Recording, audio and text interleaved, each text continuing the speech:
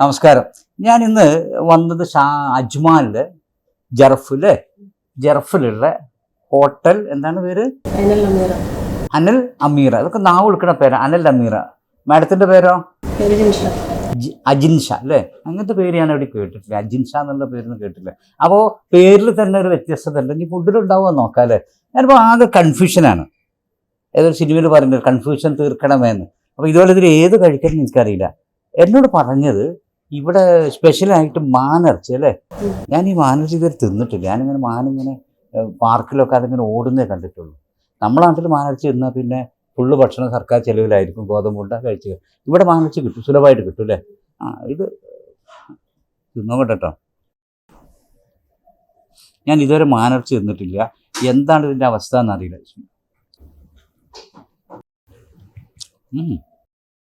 അടിപൊളി. ഇതെന്താ വില ഒരു പ്ലേറ്റിന്? 40 ദിർഹം. മാനിറച്ചി ആയതുകൊണ്ടാണ് അല്ലേ? ഇന്നും കിട്ടും മാനിറച്ചി. ഇത് വലിയ ടേസ്റ്റ് വ്യത്യാസമൊന്നുമില്ല. ഏകദേശം ബീഫിൻ്റെ അല്ലേ? ബീഫിൻ്റെ ടേസ്റ്റാണ്. കോഴിക്കാലാണ് അത്. ഞാൻ കണ്ടു നിങ്ങൾ പൊരിക്കുന്നത് നാടൻ രീതിയിൽ തന്നെ വെളിച്ചെണ്ണയിൽ മുക്കി പൊരിക്കണ കോഴിക്കാൽ അല്ലേ? ഞാനിതെല്ലാം കൂടി ഇപ്പം എങ്ങനെ കഴിക്കില്ല. എൻ്റെ വയറല്ലെങ്കിൽ തന്നെ കുറച്ച് ഫുള്ളാണ്. ഇപ്പോൾ ഷർട്ടും ബട്ടണൊക്കെ ഊരിയിട്ട് വലിയൊരു ഇത് ഷൂട്ട് ചെയ്യാൻ. അപ്പോൾ അത് പ്രയാസമായതുകൊണ്ട് ഇതാണ് ഞാൻ തേടി വന്ന സാധനം. സത്യത്തിൽ ഞാൻ കരുതിയത് ഈ പോത്തിൻ്റെ കാലം എന്നൊക്കെ പറയുമ്പോൾ ഒരു ഭയങ്കര നീളമുള്ള കാലം. ഇത് പീസാക്കിയിട്ടാണ് വരും അല്ലേ? ഇത് വെച്ച് മനക്കട ഇതിൻ്റെ ഉള്ളിൽ എന്തൊക്കെ മജ്ജൊക്കെ ഉണ്ട് അല്ലേ?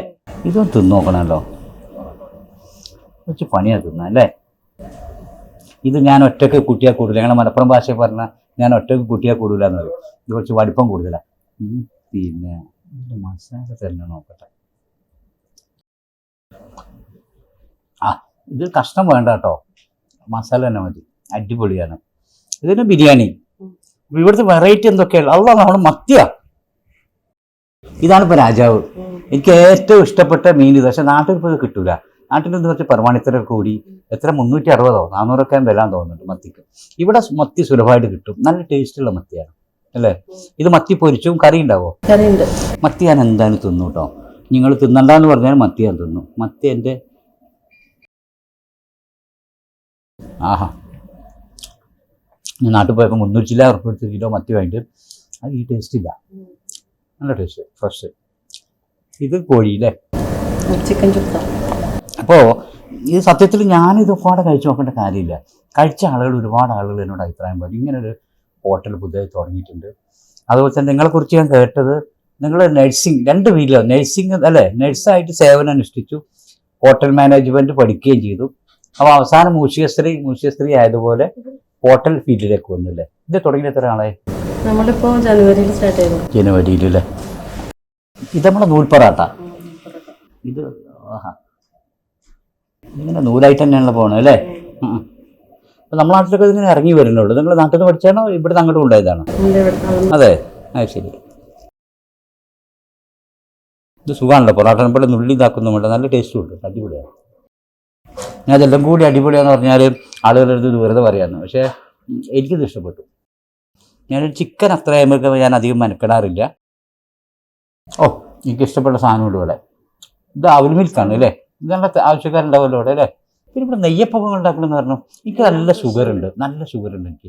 അപ്പോൾ നമ്മൾ ശരീരത്തിന് ഭക്ഷണം കൊടുക്കുമ്പോൾ ഷുഗറിന് എന്തെങ്കിലും കൊടുക്കണ്ടേ? അപ്പോൾ ഞാൻ ഈ നെയ്യപ്പം നോക്കട്ടെ. ഒരു നെയ്യപ്പം വേണമല്ലോ. നിങ്ങളെ സപ്ലയറിൽ ഒരു നെയ്യപ്പം തരാൻ മതി. നെയ്യപ്പം മാത്രമല്ല, ഒരുപാട് അപ്പങ്ങളുണ്ടല്ലോ അവിടെ. സമൂസ ഉണ്ട്. ഇത് പിന്നെ നിങ്ങൾ ഉണ്ടാക്കുന്നതാണോ? നമ്മുടെ നാട്ടിലൊക്കെ ഇപ്പോൾ കുടിൽ വ്യവസായം പോലെ കൊണ്ടുവരണം. അതെ, ഇത് നിങ്ങൾ തന്നെ ഉണ്ടാക്കണം.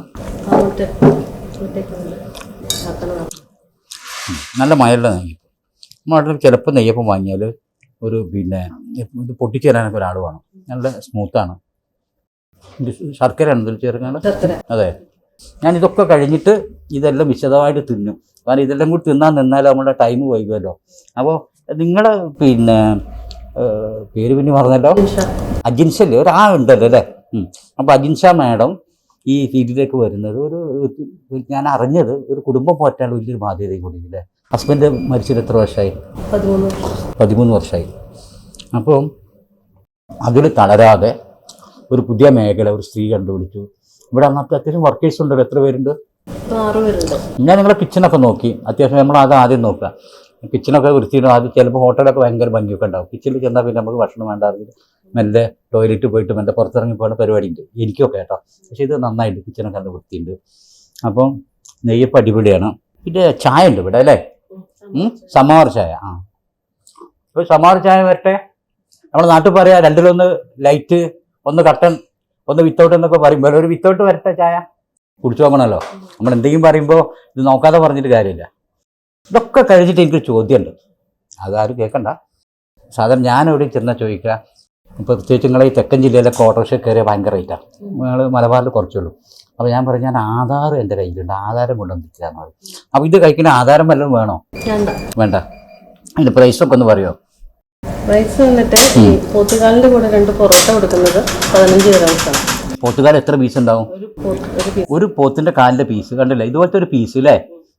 അത്യാവശ്യം ഉണ്ട്. അതിൻ്റെ ഉള്ളിൽ അതിൻ്റെ മജ്ജയൊക്കെ ഉണ്ട്. നമ്മൾ സൂപ്പൊക്കെ കൊടുക്കും, ഗ്രേവി അടക്കം. ഇതും 2 പൊറോട്ടയുടെ എത്ര? 15 ദിർഹമേ. ഇത് മുതലാവോ? കുടുംബം പറ്റണ്ടേ? പിന്നെ വിലയൊക്കെ ഒന്ന് പറയുന്ന നോട്ടെ. ഇത് ചോറും മത്തിയാണ്, അതിൽ ഇറച്ചി എന്തൊക്കെ ഉണ്ട്? ഞാൻ വന്ന സമയം ശരിയായില്ല തോന്നുന്നുണ്ടല്ലേ. നിങ്ങളെ മറ്റു വിഭവങ്ങളൊക്കെ ഉണ്ടാകുന്ന വേറെ എന്തൊക്കെയോ പറഞ്ഞല്ലോ, മാന്, പിന്നെന്താ ഉള്ളത്? കല്ലുമ്മക്കായ. പിന്നെ കസ്റ്റമർ വരുമ്പോ ഉണ്ടാക്കി കൊടുക്കും. അതില് ഹോം ഡെലിവറി ഉണ്ട് അല്ലേ? ഇതേ നിങ്ങളിത് ആരോട് പറയണ്ട, ഇത് മാനിറച്ചിയാണല്ലോ. ഇത് അല്ല, ഇത് ബീഫാണ് അല്ലേ, ബീഫ് ഫ്രൈ ആണ്. അപ്പോൾ ഞാൻ കൂടുതൽ നാട്ടിൽ നിന്ന് വരുമ്പോൾ കുറേ പാക്കറ്റ് ഉണ്ടാവും. ഇവർക്കൊക്കെ നമ്മളെ റൂമിലുള്ള കുറേ സഹമുറിയന്മാരുണ്ട്, ബാക്കിയുള്ളവർക്കൊക്കെ ആകെ വേണ്ട നാട്ടിൽ നിന്ന് ഒരു ബീഫ് വരട്ടിയത് നിർബന്ധമാണ്. അപ്പോൾ എൻ്റെ ഒരു സുഹൃത്ത് പറയും, കോഴിക്കോട് നിന്നുള്ള വിമാനം ഇനി എവിടെയെങ്കിലും മറിഞ്ഞു പോയാൽ തന്നെ വീണ് പോയാൽ അതിലൊന്നും ഉണ്ടാവില്ല, എല്ലാവരുടെ കയ്യിലും കുറേ ബീഫിൻ്റെ പൊതിയ ഉണ്ടാവുക പറയാം. അപ്പോൾ ഇത് ഞാൻ എന്ത് ചെയ്തു, ഇത് ആരോട് പറയരുത്, നിങ്ങൾ സ്വകാര്യമാണ്. പിന്നെ ഇനി ആ നാട്ടിൽ നിന്ന് ബീഫ് കൊണ്ടുവരില്ല. ഞാൻ വരുമ്പോൾ വിളിച്ചു പറയുന്നുണ്ട്, നിങ്ങൾ നന്നായിട്ട് ഫ്രൈ ആക്കി തന്നാൽ നാട്ടിൽ നിന്ന് കൊണ്ടുവന്നാന്ന് പറയാം. കാരണം നമ്മുടെ നാട്ടിലെ ബീഫിൻ്റെ അതേ ടേസ്റ്റ് ഉണ്ട്. ഇനിയിപ്പോൾ അത് ആരെയൊക്കെ കൊട്ടിപ്പാടി കേട്ട് ബാക്കിയുള്ള പറ്റി കേട്ടിരിക്കുന്ന ആളുകളൊക്കെ ഉണ്ട്, കൂടെ ഉള്ളവർ, ഇവരൊക്കെ ഇത് പറഞ്ഞു അവർ വിശ്വസിക്കില്ല. ഇനി നാട്ടിൽ നിന്ന് കൊണ്ടുവന്നാലും വിശ്വസിക്കില്ല. പക്ഷേ ടേസ്റ്റ് നാട്ടിൽ തന്നെക്കാൾ നല്ല ടേസ്റ്റ് ഉണ്ട്. അപ്പോൾ ഇതൊരു കുടുംബിനിയുടെ ഒരു കുടുംബം പോറ്റാനൂടിയുള്ള ഒരുപാട് കുടുംബങ്ങൾക്ക് ഭക്ഷണം കൊടുത്തുകൊണ്ട് അതോടൊപ്പം നിങ്ങൾ സൗജന്യമായിട്ട് ഭക്ഷണം കൊടുക്കുന്ന ഒരു പരിപാടിയില്ലേ, അതെങ്ങനെയാണ്? അതിപ്പം സിറ്റിങ്ങിൽ നിൽക്കണതോ അല്ലെങ്കിൽ ഭക്ഷണം ഇല്ലാതെ ബുദ്ധിമുട്ടുന്ന ആരെങ്കിലും ഒക്കെ ഉണ്ടെങ്കിൽ പറയുന്ന പോലെ ഫ്രീ ആയിട്ട് നമ്മളൊരു കോഡ് പറഞ്ഞു കൊടുക്കുന്നുണ്ട്. അത് കഴിഞ്ഞാൽ കോഡേ പറഞ്ഞു കൊടുക്കുള്ളൂ അതോ ഭക്ഷണം കൊടുക്കൂലേ? സ്റ്റാഫിനോട് പറഞ്ഞാൽ മതി. അതിനിവിടെ വിശന്നിട്ടാ വരുന്നതിന് വല്ല തെളിവും വല്ലതും വേണ്ടി വരുമോ? ഞാൻ പറഞ്ഞിട്ടുണ്ട്, അതിൻ്റെ അകത്തൊരു മെസ്സേജ് കൊടുത്തിട്ടുണ്ട്, മറ്റുള്ളവരുടെ അവകാശങ്ങൾ നമ്മൾ ദുരുപയോഗം ചെയ്യരുത്. ഒരുപാട് പട്ടിണിയുള്ള ആളുകൾ ഒരു നേരത്തെ ഭക്ഷണം കിട്ടാൻ ആഗ്രഹിക്കുന്ന ആളുകൾ ഉണ്ടാവും. അപ്പോൾ അല്ലേ, അപ്പോൾ അത് വലിയൊരു കാര്യമാണ് ചെയ്യുന്നത്. അപ്പോൾ ഈ കുടുംബം നോക്കുന്ന ഈ പ്രാരാബ്ധത്തിനിടക്കും ഇതിന് കിട്ടുന്ന ഒരു എമൗണ്ട് അല്ലേ, ഇതിനു വേണ്ടി മാറ്റി വെക്കുന്നുണ്ട്. അപ്പോൾ എല്ലാവരും ഇത് ശ്രദ്ധിക്കുക. ഹോട്ടലിൻ്റെ നമ്പറൊക്കെ ഇവിടെ ഉണ്ട്, നമ്മൾ ക്യാമറയിൽ അത് പതിഞ്ഞിട്ടുണ്ടല്ലോ അല്ലേ. ഹോം ഡെലിവറി ഉണ്ട് അല്ലേ താത്ത? ഹോം ഡെലിവറി ഉണ്ട്. അപ്പോൾ ഇതൊരു നല്ല സംരംഭമായി വളരട്ടെ. എല്ലാവരും വേണ്ട സപ്പോർട്ട് ചെയ്യണം. പാർസലായിട്ട് കിട്ടും, പിന്നെ അത്യാവശ്യം പാർക്കിങ്ങും ഉണ്ട്, വലിയ തിരക്കൊന്നുമില്ല.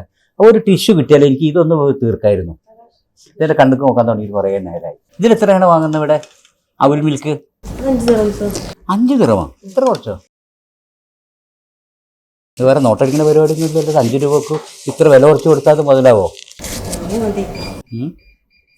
അപ്പോൾ ഞാൻ എൻ്റെ ചായ കിട്ടിയില്ല കേട്ടോ. ഇത് രണ്ടും കൂടി ഇനിയിപ്പോൾ എങ്ങനത്തെ ചൂടും ഇത് തണുപ്പല്ലേ.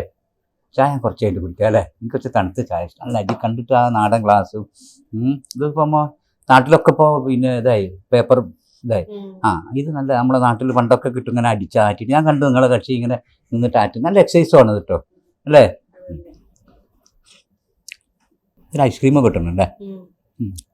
ഷുഗർ ഉണ്ട്, നോക്കണ്ട. പെണ്ണുങ്ങളും പെരക്കാർ കാണാഞ്ഞാൽ മതി. ഇത് ഞാൻ തിന്നുന്നുണ്ട് ഫുള്ളായിട്ട്. ഇതൊക്കെ ഞാൻ പിന്നെ കുറച്ച് സമയം മെനക്കെടുള്ളതുകൊണ്ട് ഇതെൻ്റെ ഇഷ്ടപ്പെട്ട സാധനമാണ്. ജ്യൂസും ഉണ്ട് അല്ലേ, എല്ലാ ജ്യൂസും ഉണ്ട്. എത്ര ജ്യൂസിന് കാശ് വാങ്ങിക്കുന്നത്? ഏത് ജ്യൂസായാലും 4 ദിർഹം, ഇതുപോലത്തെ വലിയ ഗ്ലാസ്സിൽ. അപ്പോൾ അതന്നെ വിശപ്പ്. അവൽ മിൽക്കിന് എത്ര പറഞ്ഞു? 5. അപ്പോൾ ചോറൊന്നുണ്ടല്ലോ, ഇത് കഴിച്ചാലും പോലെ. ഇത് എന്തൊക്കെ ഇട്ട് ഒരു മഞ്ഞ ചുവപ്പൊക്കെ കാണും. അതോ ഇനിയിപ്പോൾ നാട്ടിൽ സ്വാതന്ത്ര്യദിനം ആയതുകൊണ്ട് എങ്ങാണ്ട് ഈ 3 കളർ മിക്സ് ചെയ്താണോ? അല്ല,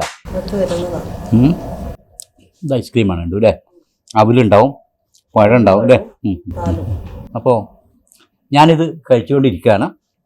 അപ്പോൾ ഈ സംരംഭത്തെ ഏറ്റെടുക്കേണ്ട നമ്മളാണ്. കാരണം വെറും ഒരു ബിസിനസ് മാത്രമല്ല, ഒരു കുടുംബം 3 മക്കളാണ് അല്ലേ. അവരെ പഠിപ്പിക്കാനുണ്ട്, ഒരുപാട് ഉത്തരവാദിത്തങ്ങളുണ്ട്. ഹസ്ബൻഡ് മരിച്ചുപോയി. അതോടൊപ്പം തന്നെ ഒരുപാട് ആളുകളുടെ വയറും കൂടി നിറക്കാൻ കാശ് വാങ്ങാതെ ചെയ്യുന്ന നിങ്ങൾ മൂവാറ്റുപുഴ അസോസിയേഷൻ്റെ അല്ലേ, അതിന് പേരെന്തായിരുന്നു? ആശ്രയം. നല്ല നല്ല ഒരുപാട് ആളുകളുള്ള, ഒരുപാട് ചാരിറ്റി പ്രവർത്തനം ചെയ്യുന്ന ആശ്രയത്തിൻ്റെ ഒരു പ്രവർത്തനം കൂടിയാണ്. അപ്പം അതുതന്നെ ഈ പ്രാരാബ്ധത്തിൻ്റെയും പ്രയാസത്തിൻ്റെ ഒക്കെ ഇടയ്ക്ക് സഹജീവികളെ കൂടെ നിൽക്കാനും അവരെ സഹായിക്കാനും ഒക്കെയുള്ള ഒരു മനസ്സ്, ആ ഒരു നല്ല മനസ്സ് തന്നെ മതി നിങ്ങൾ സംരംഭം ഉഷാറാവട്ടെ. എല്ലാവിധ ആശംസകളും.